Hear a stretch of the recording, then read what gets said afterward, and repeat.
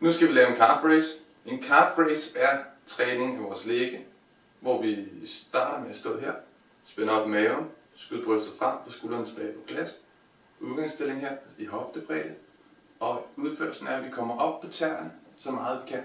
Tænk på at holde ryggen eller hele overkroppen så oprejst som muligt. Og så ned igen.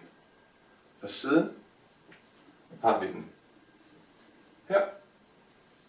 Spænd i maven, ret ryggen, skuldrene tilbage på plads. Og op her, så langt vi kan komme op på tæerne.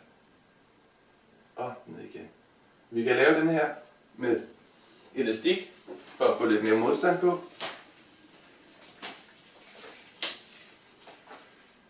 Sætter fødderne, så den lige er strammet lidt ud. Alt efter hvor stram den skal være, jamen så kan vi stramme elastikken mere ud.